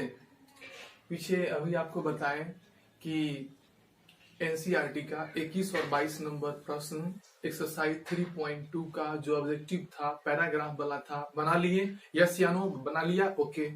उसके बाद हम आपको बताए थे, अभी जस्ट बताए कि भाषा वाला प्रश्न हो तो आव्यूह मेथड से बनाने के लिए बोले आव्यूह विधि से, तो आप लोग कैसे बनाए समझ में आ गया ना। वस्तु की संख्याओं को रो में रखना है और उसके दाम को कॉलम में, और कुल दाम ज्ञात करने के लिए बोले तो दोनों को गुना कर लेना है। या ब्याज वाला प्रश्न हो तो जो पैसा खर्च किए हो या दिए हो या लिए हो उसको रखना है रो में, और जो ब्याज बनता है उसको कॉलम में। बात समझ में आ गई। अब हम चलते हैं, तो ये खत्म हो गया। यानी गुना पे आधारित जितना भी प्रश्न था आपके क्लास 11 12 है ना, जो भी था मैंने खत्म कर दिया। यानी आज अभी आपका गुना खत्म हो गया, 2 अवयव गुना खत्म हो गया। अब हम पढ़ेंगे एक्सरसाइज 3.3। इसमें हम पढ़ने वाले हैं अवयव का परिवर्त। क्या पढ़ेंगे? अवयव का परिवर्त, सममित और विषम सममित अवयव क्या होता है। तो अभी हम अवयव के परिवर्त का थ्योरी खत्म करेंगे, ठीक है। तो तुम लोग आराम से देखो, बहुत आसान होता है कि नहीं? अच्छा लगेगा। तो लिखो, हेडिंग बनाओ, लिखो नया टॉपिक शुरू हो गया, अवयव का परिवर्त।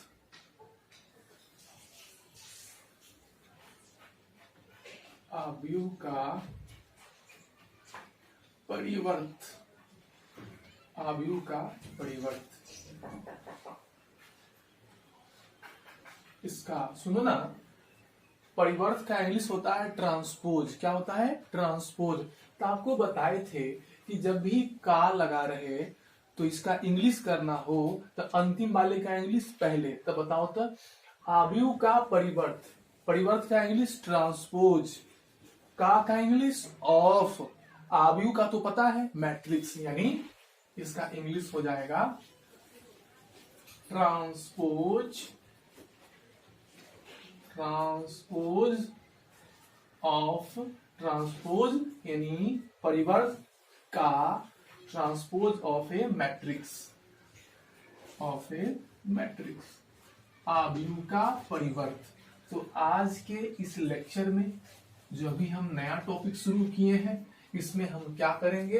अवयव के परिवर्त का सारा थ्योरी खत्म कर देंगे, अच्छे से समझा देंगे, और समय बचेगा तो सारे क्वेश्चन भी प्रॉब्लम्स डील कर लेंगे, ठीक है। तो चलो, अवयव का परिवर्त क्या होता है, तो ऐसे करेंगे। देखो, यदि माना ए बराबर ए आई जे एन बाई एन, तो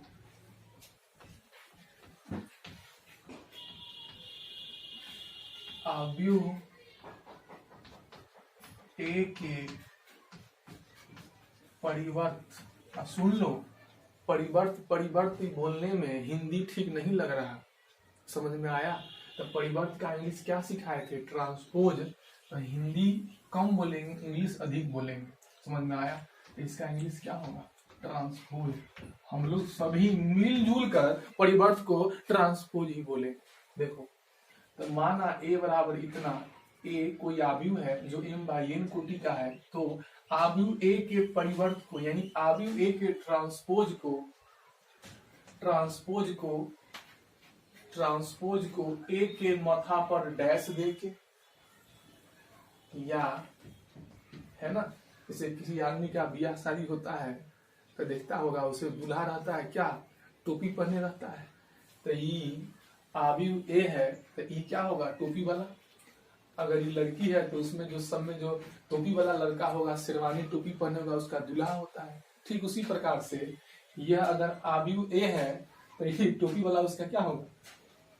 ट्रांसपोज होगा। समझो, नहीं समझेगा तो खाना ही पड़ेगा हमको, ठीक है। तो ये टोपी वाला है, वो अवयव ए का क्या होगा? ट्रांसपोज होगा।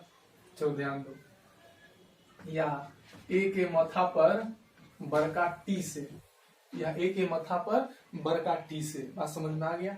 तो अवयव ए के ट्रांसपोज को ए के माथा पर डैश दे देंगे, नहीं तो ए के माथा पर बड़का टी दे देंगे। कभी कभी लोग ए के माथा पर छोटका टी भी लिखता है, नहीं तो समझ जाना है, यह तीनों सिंबल जहां रहेगा वह समझ जाना है अवयव ए का क्या है? परिवर्त है। तो अगर अवयव ए है तो उसके परिवर्त को ए डैश से, ए के माथा पर टी से, या ए के माथा पर स्मॉल टी से स्मॉल टी से सूचित किया जाता है। अरे बात समझ में आया। तथा ए डैश बराबर है। अच्छा, ये जो आव्यूह ए का जो ट्रांसपोज है उसको इससे सूचित करेंगे और आव्यूह ए का ट्रांसपोज सूचित करेंगे, निकालेंगे कैसे, वो तरीका समझो।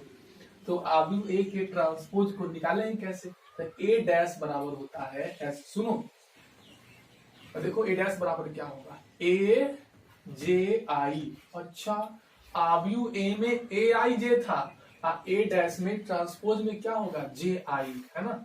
फिर यहां ध्यान दो, एन बाई एम से परिभाषित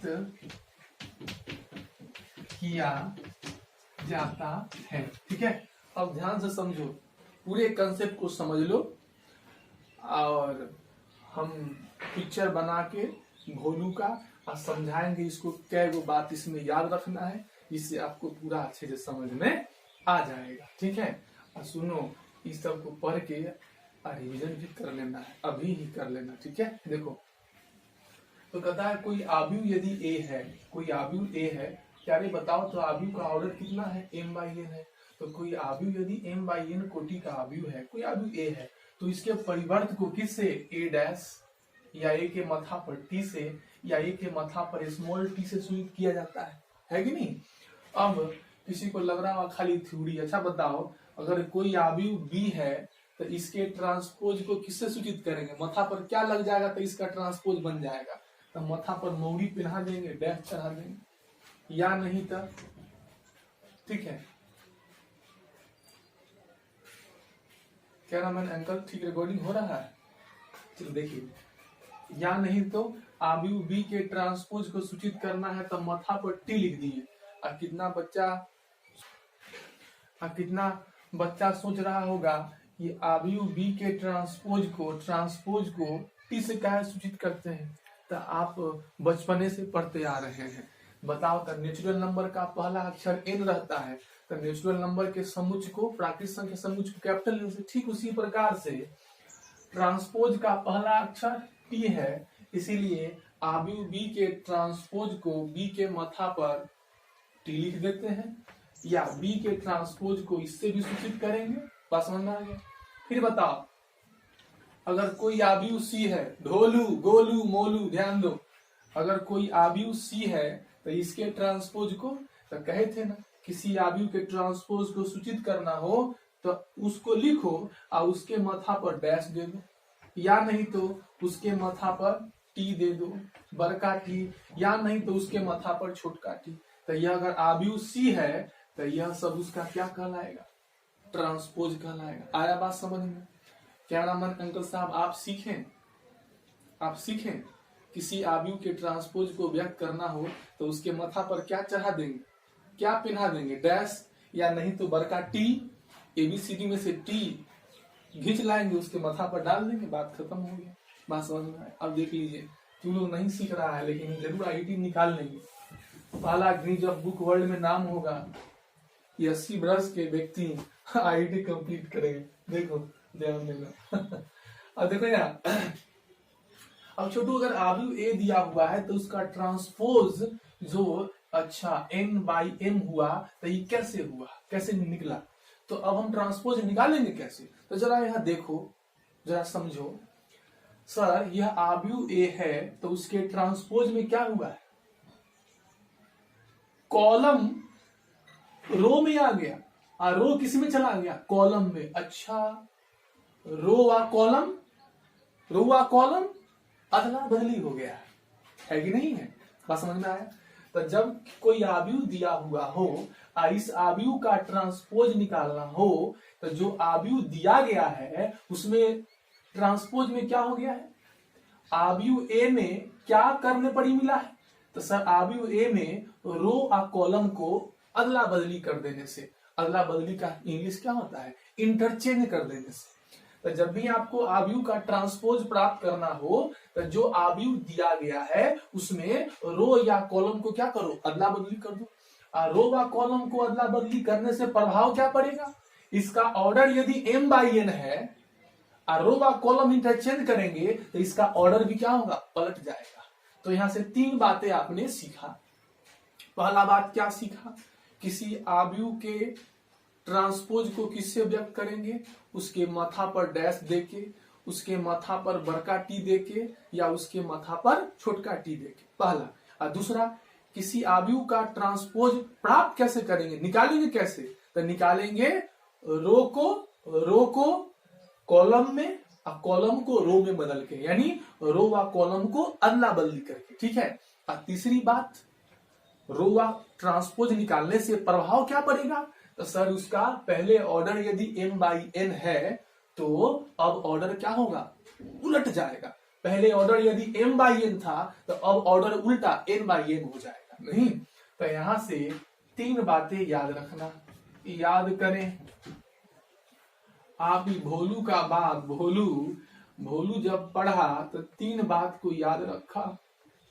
वो बात क्या है देखो, भोलू है, ढोलू नहीं, भोलू है। भोलू यहां से 3 बात समझा है और ट्रांसपोज में 3 बात ही याद रखना है। पहला, सूचित कैसे करते हैं, रिप्रेजेंट कैसे करते हैं। किसी आव्यूह के परिवर्त को, ट्रांसपोज को सूचित कैसे करते हैं? तो उसके माथा पर डैश देके या ऐसे करके या ऐसे करके। दूसरा बात भोलू सीखा कि सर किसी आव्यूह के ट्रांसपोज को निकालना हो, प्राप्त करना हो तो कैसे प्राप्त करेंगे? तो वह कहा कि रो को कॉलम में और कॉलम को रो में इंटरचेंज करके, यानी रो कॉलम को क्या करके, रो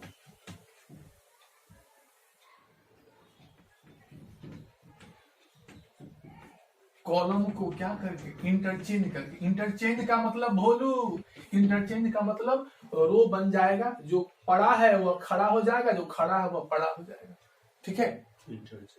इंटरचेंज करके समझ जाएगा। कैमरामैन अंकल बोल रहे हैं इंटरचेंज नहीं दिखाई दे रहा है, तो उनका तो आंख 80 बरस का है, तुम्हारा आंख तो 16 बरस का है, दिखाई दिया होगा। देखो नंबर तीसरा। अच्छा, अभी ट्रांसपोज निकालने के बाद इफेक्ट क्या पड़ा, प्रभाव क्या पड़ा? तो सर इसका जो पहले इसका ऑर्डर m/n था, अब ऑर्डर उलट जाता है, तो प्रभाव क्या पड़ा? ऑर्डर उलट जाता है। ऑर्डर क्या होता है? उलट जाता है। तो आपको ट्रांसपोज में यही 3 बात याद रखना है। तो ये हो गया लिखने के लिए हाथी का दांत, ये हो गया समझने के लिए, ठीक है। तो बताओ, अगर कोई आव्यूह ए है या कोई आव्यूह बी है, सी है, डी है, कुछ भी है, तो उसके ट्रांसपोज को व्यक्त कैसे करोगे? अब कोई आव्यूह यदि दिया हुआ है तो ट्रांसपोज निकालोगे कैसे? तो जितना रो है ना सबको कॉलम में बदल देंगे, इंटरचेंज कर देंगे, तो ट्रांसपोज मिल जाएगा। और ट्रांसपोज निकालने पर प्रभाव क्या पड़ता है, इफेक्ट क्या पड़ता है? प्रभाव क्या पड़ता है कि उसका ऑर्डर उल्टा हो जाता है। अब हम एग्जाम्पल कराएंगे, आपको समझ में आएगा। देखो एग्जाम्पल नंबर 1, समझना। 3 बातें ट्रांसपोज में याद रखना है, थ्योरी खत्म हो गया, बस यही बात याद रखना है। ट्रांसपोज में कितना, 3 पिलर, पास समझ में आया, ध्यान रखना। तो लिखता है, यदि, अब एक एग्जाम्पल करा रहे हैं, यदि 1 2 3 4 5 6, तो बताओ हमको इस आव्यूह ए का, कैमरामैन अंकल, ये आव्यूह ए है तो इसके ट्रांसपोज को किससे व्यक्त करेंगे? इसके माथा पर क्या दे देंगे, डैश। अब इस आव्यूह ए का ट्रांसपोज निकालेंगे कैसे? तो कहे थे जो पड़ा हुआ है, जो रो है, ये जो रो है जो पड़ा हुआ है उसको खड़ा कर देंगे। ये जो रो है यह फर्स्ट रो बन जाएगा फर्स्ट कॉलम, यह रो बन जाएगा कॉलम। तो यह रो को कॉलम में बदलो, तो यह पहला रो पहला कॉलम, दूसरा रो दूसरा कॉलम। बात समझ में आया? तो देखो तो सारा रो जो है कहां बदल गया, कॉलम में, और सारा कॉलम कहां बदल गया, देखो first column first row column interchange हो गया। तो किसी आव्यूह में सभी रो को कॉलम में और कॉलम को रो में इंटरचेंज करने से क्या मिल जाएगा, ट्रांसपोज। अब देखो इसका ऑर्डर कितना था बच्चों, 2/3। इसका ऑर्डर क्या हो गया, इसका ऑर्डर 1 2 3, 3 बाई कितना 2, ऑर्डर उलट गया ना। तो बड़ा सिंपल काम है, जब किसी आव्यूह का ट्रांसपोज निकालना हो तो क्या करेंगे प्यारे, सभी रो को कॉलम में और कॉलम को रो में इंटरचेंज कर देना है, बस बात खत्म हो गया है ना। सभी जो पड़ा हुआ था सबको खड़ा कर दिए, बन गया ट्रांसपोज। चलो अब फिर भी आपको समझ में नहीं आया तो एक और एग्जांपल करते हैं। भोलू भोलू मुस्कुरा नहीं रहा है, इसका मूछ नीचे हो गया। भोलू हंसेगा, मूछ ऊपर हो जाएगा। अभी भोलू चिंता में है, इस एग्जांपल से इसको समझ में नहीं आया, रो रहा है। भोलू रो रहा है। हंसाते हैं।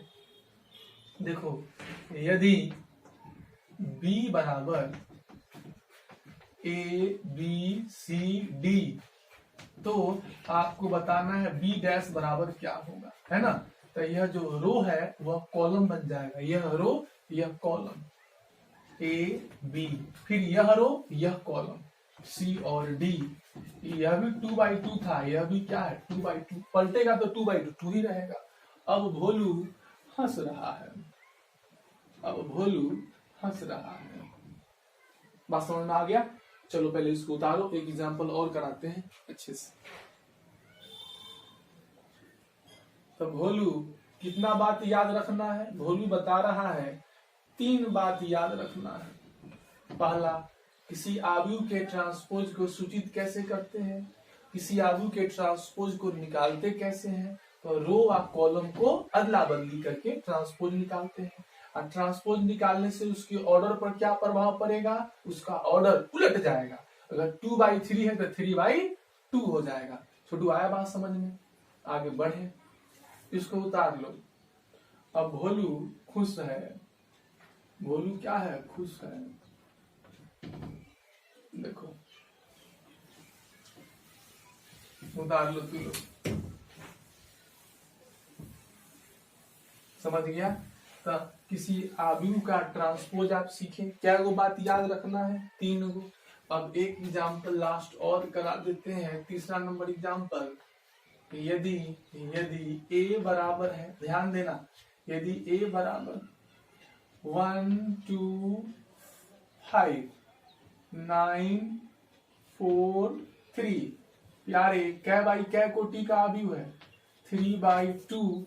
तो आपको बताना है a डैश बराबर क्या होगा, a डैश। तो चलो रो को बदलना है कॉलम में। फर्स्ट रो, यह जो रो है आ जाएगा कॉलम में 1 और 9, फिर यह वाला रो यह कॉलम, यह वाला रो यह कॉलम। बात समझ में आया। सभी रो को कहा चेंज कर दिए, कॉलम में। और ऐसे करने से जो आव्यूह मिला वह क्या मिला, ट्रांसपोज। तो इसका ऑर्डर क्या हो जाएगा 2/3। क्या देखा, ट्रांसपोज निकालने से ऑर्डर उलट गया। बात समझ में आया।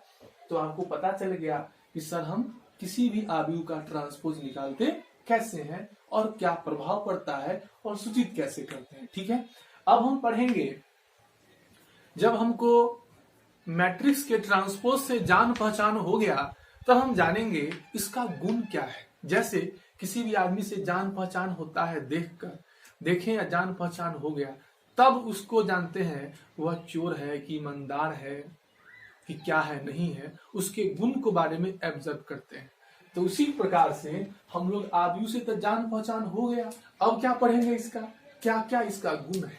चलो तो अब गुण पढ़ने वाले, तो हेडिंग बनाइए, आव्यूह के परिवर्त का गुणधर्म, है ना।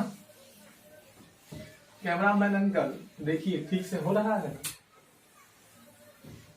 नहीं, चलो देखिए अब हम क्या पढ़ने वाले, आव्यूह के परिवर्त का गुणधर्म। पहले जो पढ़ेगा उसका फोटो बनाना पड़ेगा।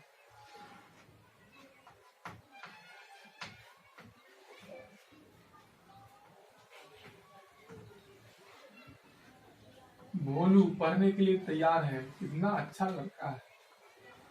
आप लोग नहीं पढ़ते हैं, है कि नहीं।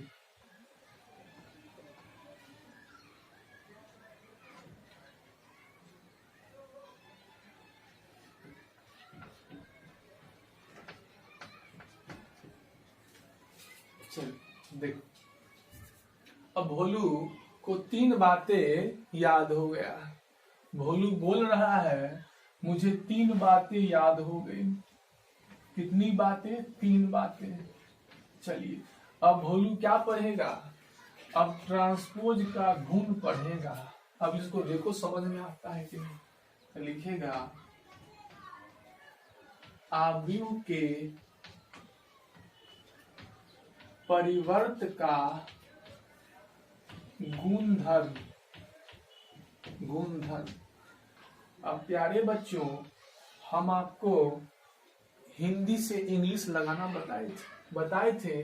जब का लग जाए, जब क्या लग जाए? का लगा रहे तो इंग्लिश कैसे लगता है? अंतिम से शुरू के तरफ। तो सबसे अंतिम वाला का हिंदी, गुणधर्म का इंग्लिश बताए थे प्रॉपर्टीज। तो लिखो प्रॉपर्टीज। गुणधर्म के बाद का है, का मतलब ऑफ। परिवर्त का इंग्लिश ट्रांसपोज ऑफ ए आव्यूह का मैट्रिक्स। बात समझ में आ गया? तो properties of transpose of A matrix. अभी हम क्या पढ़ने वाले? आव्यूह के परिवर्त का गुणधर्म। आव्यूह के परिवर्त का गुणधर्म। अभी तो आप ट्रांसपोज पढ़ लिए, ट्रांसपोज से जान पहचान हो गया। अब क्या पढ़ेंगे? ट्रांसपोज का प्रॉपर्टी यानी गुण क्या होगा। चलो, तो पहला गुण है प्यारे, याद रखना। कहता है किसी इकाई आव्यूह का ट्रांसपोज इकाई आव्यूह ही रहता है। इकाई आव्यूह का ट्रांसपोज इकाई आव्यूह ही रहता है। कैसे? तो हम इसको एक्सप्लेन करेंगे। भोलू ये बात मानने के लिए तैयार नहीं है।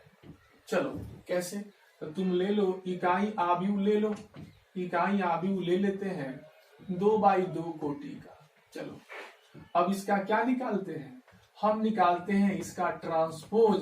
तो आप पढ़े हैं यह पहला रो बन जाएगा पहला कॉलम और दूसरा रो बन जाएगा दूसरा कॉलम। क्या देखा? यह आई है और यह भी निकाले क्या आया? तो इसके जगह पर क्या लिख दें? आई। तो आपने यहाँ से क्या देखा? इकाई आव्यूह का ट्रांसपोज। देखो ना, इकाई आव्यूह ही ना है, इसके बराबर ही ना है आई। अच्छा, यानी इकाई आव्यूह का ट्रांसपोज इकाई आव्यूह ही होता है। अरे बात समझ में आया? चलो फिर समझ गए, प्रदर्शन कर दिए। दूसरा देखो, जीरो आव्यूह का ट्रांसपोज जीरो आव्यूह ही होता है कि नहीं? कैसे होता है? तो देखो इसका एक्सप्लेनेशन कैसे होता है। देखो इसका एक्सप्लेनेशन कैसे होता है। तो सर, जीरो आव्यूह का मतलब वह आव्यूह जिसमें सभी अवयव क्या हो? जीरो हो। अब जब हम इसका ट्रांसपोज निकालेंगे छोटू, तो ये फर्स्ट रो फर्स्ट कॉलम सब जीरो है, तब फिर यह जीरो आव्यूह जीरो के बराबर ही ना आया। कैमरामैन अंकल, दिक्कत हो रहा है क्या? हा? चलो, तो जीरो आव्यूह का ट्रांसपोज जीरो आव्यूह, इकाई आव्यूह का ट्रांसपोज इकाई आव्यूह ही रहा, नहीं बदला। जीरो आव्यूह का ट्रांसपोज जीरो आव्यूह ही रहा। अब नंबर तीसरा गुण देखो, यह बिहार बोर्ड में ऑब्जेक्टिव में आते रहता है। क्या? किसी भी आव्यूह का 2 बार ट्रांसपोज निकालेंगे तो फिर वही आव्यूह आ जाएगा। यह बिहार बोर्ड में आते रहता है। सिद्ध करने के लिए भी 2 नंबर का प्रश्न आएगा और नहीं तो ऑब्जेक्टिव में भी 1 नंबर का आएगा। तो बिहार बोर्ड के लिए इसको ध्यान में रखना है, ठीक है? तो किसी भी आव्यूह का 2 बार ट्रांसपोज निकालेंगे फिर वही आव्यूह आ जाता है। ये बात आप नहीं समझोगे जब तक हम एक्सप्लेन नहीं करेंगे। देखो एक्सप्लेनेशन देखो, हम मान लिए ए बराबर हो गया 1 2 3 4।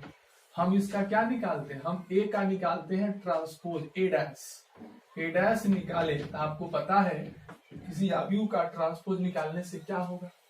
इसका जो रो है वह बदल जाएगा कॉलम में। यह रो बदल गया कॉलम। फिर एक बार और निकालना है, इसका भी ट्रांसपोज निकालना है। तो ए डैश का भी क्या निकालना है? डैश। तो ए डैश में ए डैश का डैश, तो इसका भी फिर इसका रो बदल जाएगा कॉलम में। बात समझ में आया? अब बताओ तो यह वाला किसके जैसा? इसके जैसा है, किसके बराबर है? ए के बराबर। इसका मतलब किसी भी आव्यूह का 2 बार ट्रांसपोज निकालेंगे तो फिर वही आव्यूह आएगा। और कितना बच्चा समझता है ए डैश का डैश ए होता है। अरे छोटू, यह ए आव्यूह है, इसके जगह पर अगर कोई आव्यूह बी भी हो तो बी का डैश क्या होगा, बी डैश का डैश क्या होगा, फिर बी ही होगा। बी का 2 बार ट्रांसपोज निकालेंगे बी होगा। कोई आव्यूह यदि सी है तो इसका भी डबल डैश ज्ञात करेंगे तो सी ही होगा। क्या इस सभी को बात समझ में आया है? चलो इसको उतार लो। छोटू गुण है, पहला गुण क्या याद रखेगा, किसी इकाई आव्यूह का ट्रांसपोज इकाई आव्यूह ही होता है। 0 आव्यूह का ट्रांसपोज 0 आव्यूह। आप किसी भी आव्यूह का 2 बार ट्रांसपोज निकालेंगे तो फिर वही आव्यूह आएगा। तीनों गुण याद हो गया। चलो इसको उतार लो, जल्दी से उतार लो।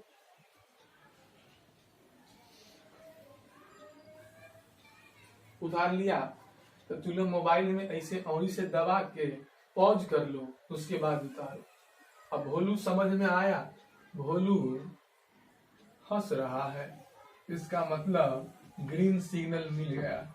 आगे बढ़ो। 3 गो गुण पढ़े हैं।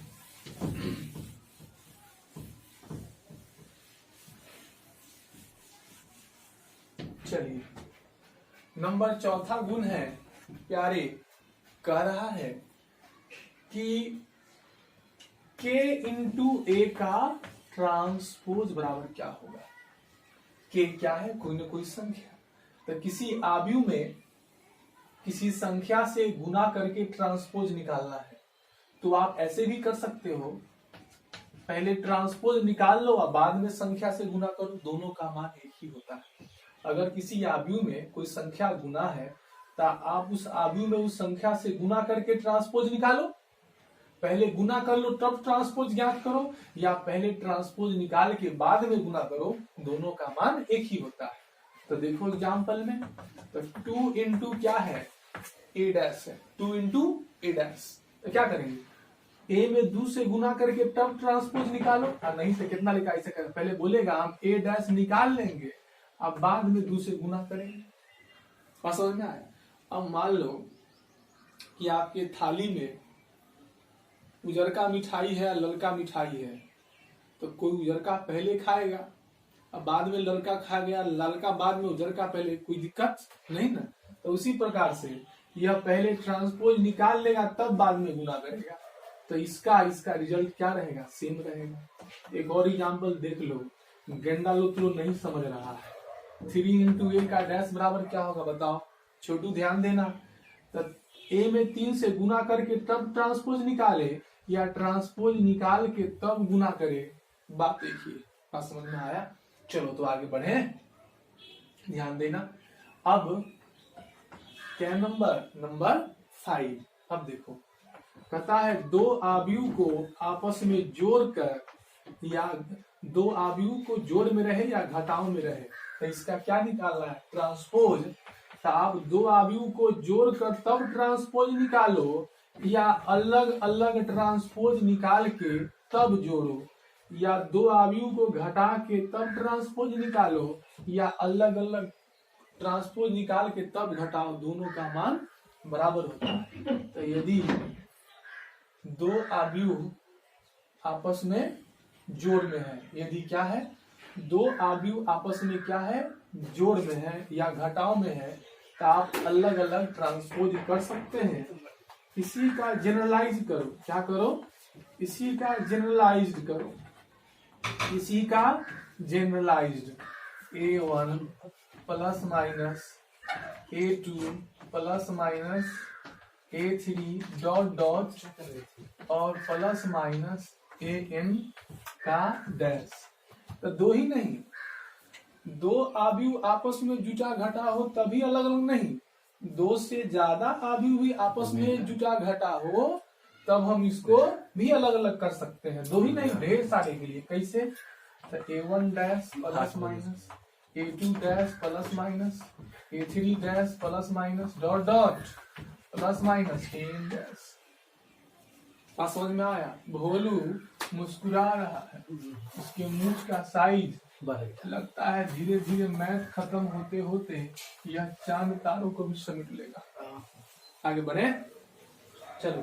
तो दो आव्यूह आपस में जुटा रहे घटा रहे, तो आप दोनों को जोड़ के या घटा के ट्रांसपोज निकालो, या अलग अलग ट्रांसपोज निकाल के जोड़िए घटाइए, बात क्या है, एक ही है। तो दोगो ही नहीं, ढेर सारा भी हो तो ऐसे ही करना। और नंबर 6 रिजल्ट देखो,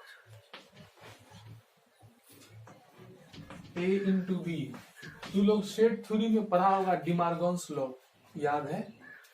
याद है कि नहीं?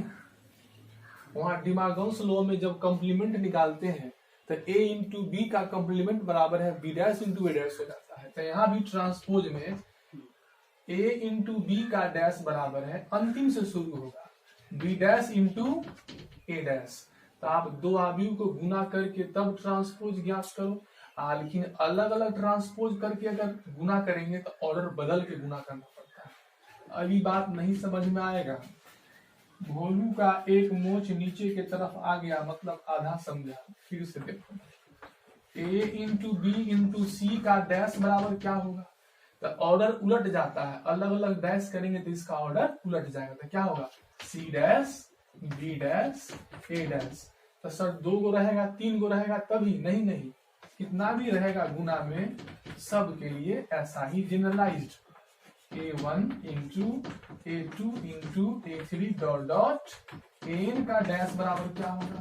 तो अंतिम से जैसी डैश लेंगे या गुना में रहे तो पैटर्न उल्टा हो जाता है अंतिम से। तो क्या होगा? एन का डैश इंटू एन माइनस 1 का dash dot dot A2 dash into A1 dash. बात समझ में आया? प्यारे बच्चों, आज के इस एपिसोड में भोलू नाच रहा है का दोनों मूछ ऊपर की ओर चला गया। वाह वाह। इसका मतलब है भोलू की आज का पढ़ाई समझ में आया। लास्ट टॉपिक में हम आपको यह बात